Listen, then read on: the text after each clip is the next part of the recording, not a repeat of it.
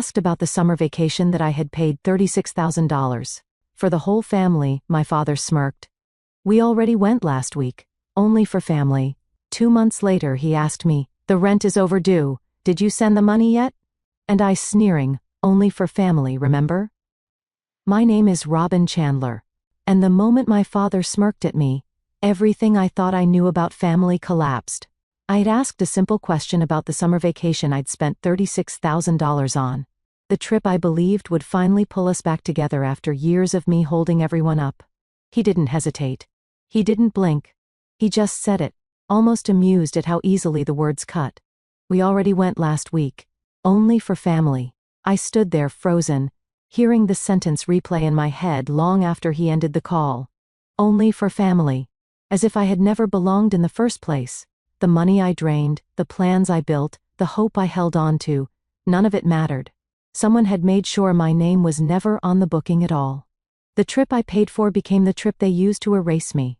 I didn't argue. I didn't ask why.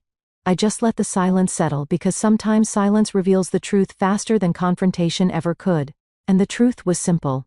I wasn't invited to the vacation I paid for. And that meant something in my family had already broken long before that call. 2 months later, when another request came, the rent, needing help again, the same pattern repeating like clockwork, something in me finally shifted. The words he once used to exclude me became the only ones I had left to give back, only for family. Remember? I said it calmly, almost gently, even though everything that followed would be anything but gentle. Before I tell you what he said, and what happened after I walked out, tell me, what time is it for you right now and where are you watching from? I'm curious to see how far this story will travel. Long before that moment, my life in Austin already revolved around numbers. After my divorce, I moved into a small one-bedroom apartment on the east side of the city. I took a financial analyst role at a mid-sized tech company buried in spreadsheets and forecasts. On paper, it looked like stability, steady paycheck, health insurance, a desk with my name on it. In reality, my days were a loop of office, gym, microwaved dinners, and falling asleep to whatever showed next. My parents lived several hours away in a town that had seen better days. My father, Thomas Chandler, used to work maintenance at a distribution center before a back injury pushed him out of full-time work. My mother, Ela Chandler, floated between part-time jobs for years, never long enough at one place to build security. My younger brother, Brandon Chandler, bounced through community college classes, always talking about plans that never made it past the planning stage. At first, helping them felt natural. When Dad's truck needed new brakes, I paid the repair shop over the phone. When the power company sent a shut-off notice, I covered the balance with a late-night transfer. Brandon fell behind on rent once, then twice, and I sent what he needed without thinking too hard about it. I told myself this was what you did when you were the one who made it out, the one with a stable income. The requests never came all at once. They slipped into my life the way interest slips onto a balance. Quiet and constant. 100 here, 300 there, always attached to something urgent. Rent, car insurance, a medical bill that could not wait. Every time my phone lit up with a message from home, I felt a tightening in my chest before I even opened it. To make sense of it, I did what I knew best. I opened a new workbook and created a tab called Family Support. I listed every transfer, every bill I had paid on their behalf, dates and reasons in neat rows. When the totals at the bottom started to climb, I told myself seeing the numbers meant I was in control. I made quiet adjustments so nothing would look different from the outside. I canceled my weekly therapy sessions because the copay felt indulgent when Dad said he was choosing between groceries and gas. I brought leftovers to work instead of buying lunch, so there would be room for whatever emergency came next. When CO workers invited me on weekend trips, I smiled and said I was saving for something important. The strangest part was how quickly our conversation shrank. Calls that used to include updates and small stories about their days turned into quick check-ins wrapped around money questions. How are you became a throat clearing on the way to another request. I tried not to notice when the thank you messages grew shorter then disappeared, replaced by silence once the transfer went through. I kept telling myself it was temporary. Once Brandon finished whatever course he was on, once Dad's situation improved, once Mom found steadier hours, things would even out. The spreadsheet said one thing, my chest said another, and I chose the version that hurt less. Working in finance meant I spent days analyzing risk for other people, spotting bad investments, and recommending exits before losses stacked up. Yet when it came to my own family, I treated every warning sign as proof that I needed to give more, stay longer, hold tighter. Stepping back felt like betrayal. It took a while for another thought to form, small at first, then louder each time I glanced at the growing total on that family support tab. Maybe the problem was not that I gave too much, but that all we ever talked about anymore was what I could provide. Somewhere in the middle of one of those late nights with my laptop open, and my bank app glowing on my phone, a different kind of plan took shape. If money had become the only language we shared, I decided I would try to speak it in a way that might actually bring us back together. That was when the idea of paying for a big trip first crossed my mind. Not as a vacation for fun, but as a last attempt to reset everything we had quietly broken. As days turned into weeks, I pushed myself toward a plan I believed could reconnect us. I wanted something big enough to shake us out of the pattern we had fallen into. Something that might remind everyone what it felt like to be on the same side. A trip came to mind almost immediately, not because I needed a vacation, but because I hoped changing the setting might help us reset what had slowly unraveled. I approached it the same way I approached my work. Methodical, structured, careful. I opened tabs for flights, resorts, and rental cars, switching between options the way I compared financial models. Beach towns along the East Coast, lakefront cabins in the Midwest, even a few mountain retreats out west all went onto a spreadsheet labeled possible destinations. I added notes about weather, travel time, and budget projections. When I reviewed the list, one option stood out. A coastal trip with warm water, decent restaurants, and a quiet stretch of shoreline. It felt neutral enough for everyone, predictable, safe. Once I made the choice, everything moved quickly. I booked flights first, choosing departure times that wouldn't require waking up before sunrise. Then I reserved a suite big enough for all of us, a rental car, and tickets for group activities that looked relaxing and uncomplicated. The total climbed fast, passing numbers I would normally double-check before approving. But I kept going, convincing myself that the experience would be worth it, that this time the investment would bring something back. When I finally pressed confirm, the total stood at $36,000, a number that would have terrified me if the purpose had been anything other than family. After I completed the bookings, I sent the itinerary and confirmation numbers in a long message. A small part of me expected excitement, or even gratitude. Instead, my phone vibrated once with a short reply from my father. Got it? No questions, no comment about the effort or the cost. Just those two words. I stared at the message longer than I should have, trying to read tone into text that had none. Still, I kept planning.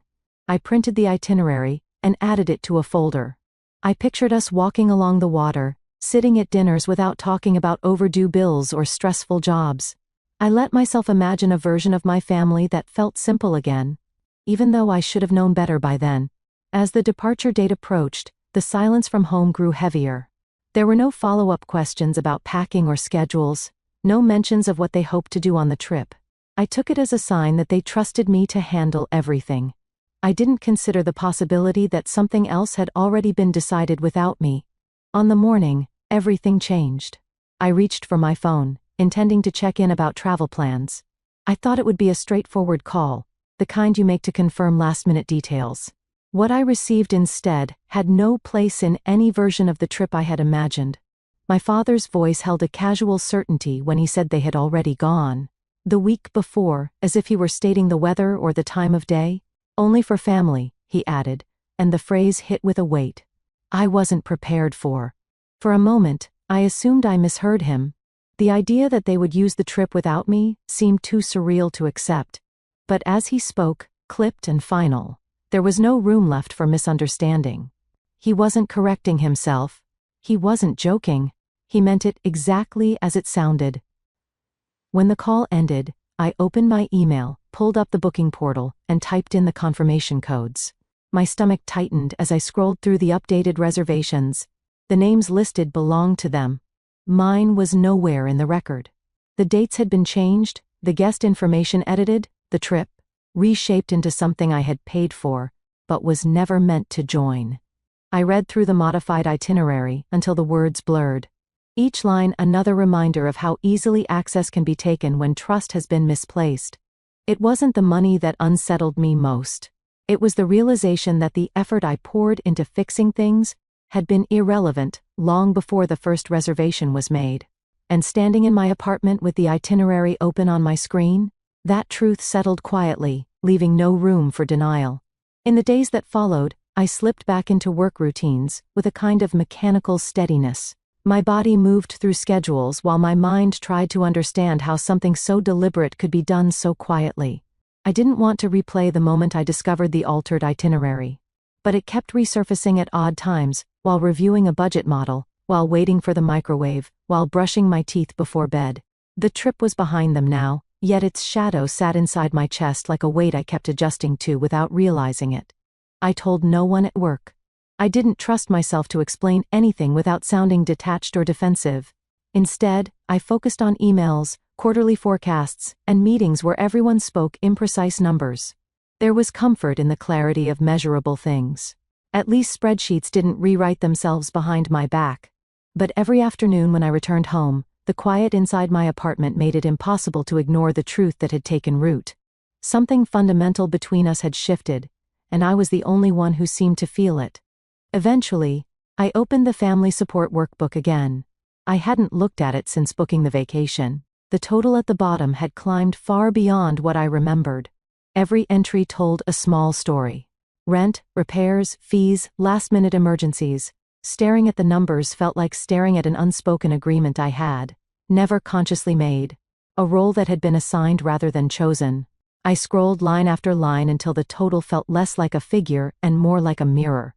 Late one evening, my phone vibrated with a message that carried a familiar tone.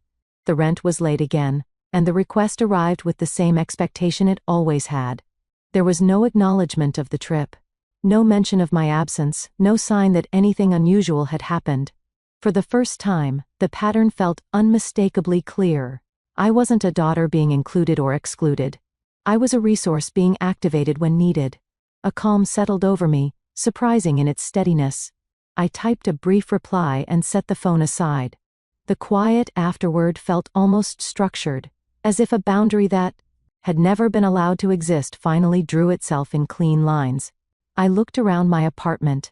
The unopened mail on the counter, the half-full water on my desk, the soft hum of the air conditioner. None of it changed, yet everything felt different. A decision had found me before I consciously made it. I opened my banking app and started with the automatic transfers. One by one, the recurring payments disappeared from the schedule. Car insurance, rental support, monthly top-ups, utilities. Each cancellation felt like closing a tab in a browser that had been slowing me down for years. The confirmations appeared in soft colors, quiet and final, requiring no explanation. I changed passwords next, adding layers of security I should have added long ago. When the app prompted me to confirm the new settings, I felt something loosen in my chest. But the apartment still carried the faint sense of being accessible to anyone who felt entitled to walk into my life whenever they needed something. That thought stayed with me until the next morning when I searched for a locksmith in Austin. A local technician named Jordan Reed arrived later that afternoon with a toolkit and a calm professionalism I appreciated immediately. He installed a reinforced deadbolt, then set up a small camera above the doorframe. He guided me through the app, showing how to check the feed from anywhere, how to save clips, and how to adjust alerts. When he left, the door closed with a solid sound I wasn't used to hearing. The apartment felt different after that. Not because the space itself changed, but because I finally recognized it as mine in a way that mattered. The lock, the camera, the updated passwords, the canceled transfers, none of it erased what happened. Yet each step created distance from a pattern that had gone unquestioned for too long. Standing near the window, I realized I wasn't waiting for an apology, an explanation, or even acknowledgement. I wasn't waiting for anything. What came next would eventually have its own momentum, but for the first time I felt prepared to meet it without looking away. A few quiet mornings passed before anything unusual happened. I kept going to work, replying to emails, and sitting through meetings as if the ground beneath my life hadn't shifted. At home, I checked the door camera occasionally, mostly out of habit rather than concern. The feed showed the same hallway each time, empty, still, harmless. I assumed the silence meant they hadn't noticed the changes yet. I was wrong. One afternoon, as I was tidying the kitchen, the notification tone on my phone chimed with a sharper edge than usual. The camera app lit up with a thumbnail of motion at my front door. I tapped the alert and watched 4 figures come into view. My father stood closest to the camera, arms crossed with a kind of deliberate authority he rarely used with me. Beside him, my mother shifted her weight uncomfortably, avoiding the lens as if being recorded made the situation feel too real. My brother lingered slightly behind them, staring at his phone, restless, impatient. And next to them stood a man in a tailored suit holding a leather briefcase. Seeing them all together like that sent a tight sensation through my ribs. Not fear exactly, but recognition of something inevitable. I walked toward the door slowly, not because I needed time to think, but because the moment itself felt suspended, waiting for my next move. I opened the door just enough to see them clearly, while keeping a physical boundary in place. The man with the briefcase stepped forward, introducing himself in a practiced tone. He explained that he represented my family and wanted to discuss recent decisions.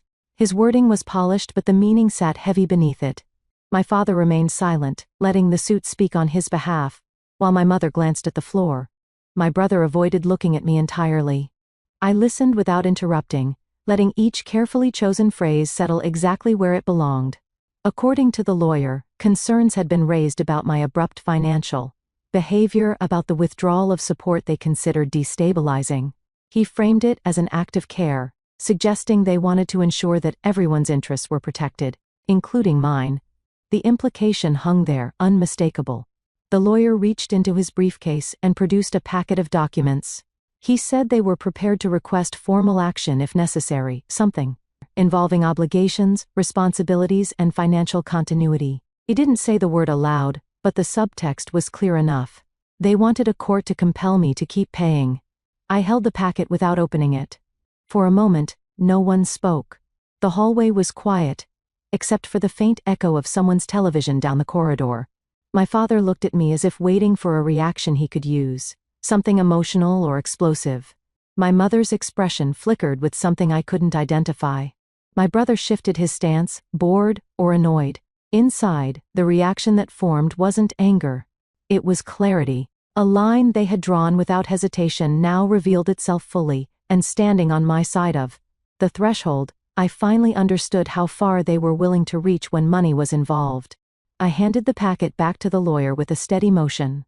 I didn't raise my voice or lecture or list the years of support they had quietly absorbed. Instead, I told him in a level tone that any legal matter they wished to pursue would need to go through the proper channels. He hesitated, perhaps expecting negotiation, but I stepped back and closed the door before he could search for another angle. When the latch clicked into place, I checked the camera feed again. They remained outside for a few minutes, talking amongst themselves, gestures sharp and frustrated. Eventually, the group dispersed, walking out of frame one by one until the hallway returned to stillness. Later that evening, a letter appeared in my mailbox. It referenced potential legal action related to discontinued financial support. The language was formal, but the intent carried the same entitlement as the visit. I placed the letter on my table and sat with the knowledge that they had moved from expectation to escalation. What struck me most wasn't the threat itself, but how unsurprising it felt. They had walked toward this moment long before they ever stood at my door, and now the path they had chosen was unfolding exactly as it was designed to. The following morning, I woke with a heaviness that didn't feel like shock anymore. It felt like the start of something I could no longer ignore. The letter from the previous evening sat on my kitchen table untouched, except for the crease where I folded it once. I wasn't confused by it. I wasn't even surprised. But I knew I couldn't navigate whatever came next alone. On my way to work, I sent a message to the only person who had ever managed to cut through my silence, my friend Sophie Allen. We met years earlier through a volunteer project, and she had remained one of the few constant figures in my life, someone who noticed changes even when I tried to hide them. That afternoon she suggested we meet at a small cafe near the office. I agreed, grateful for a neutral place to study my thoughts. Sitting across from her, I gave a brief explanation of the visit, the documents, and the letter. I didn't embellish anything or search for sympathy. I simply laid out the facts the way I might present a financial report. Sophie listened without interrupting, her expression sharpening with each detail. When I finished, she didn't offer reassurances or platitudes. Instead, she reached into her bag, pulled out a business card, and slid it across the table. She told me the name belonged to someone she trusted, an attorney named Ethan Cole, known for handling difficult family disputes with calm precision. She said he didn't overreact, didn't make promises he couldn't keep, and didn't let people be pushed into corners. That was all I needed to hear. I scheduled an appointment before leaving the cafe. His office was located downtown in a modest building with clean lines and quiet hallways. When I arrived, he greeted me with a composed professionalism that immediately put distance between emotion and strategy. We sat across from each other at a long wooden table while I explained everything, from the years of financial support to the recent attempt at legal pressure. Ethan listened with a focus that felt measured, his notes concise and deliberate. When I finished, he leaned back slightly, folding his hands in front of him. He said the situation wasn't unusual, not common, but not unheard of either. Families sometimes attempted to frame financial dependence as obligation, and though such claims were weak, they could become complicated if not addressed properly.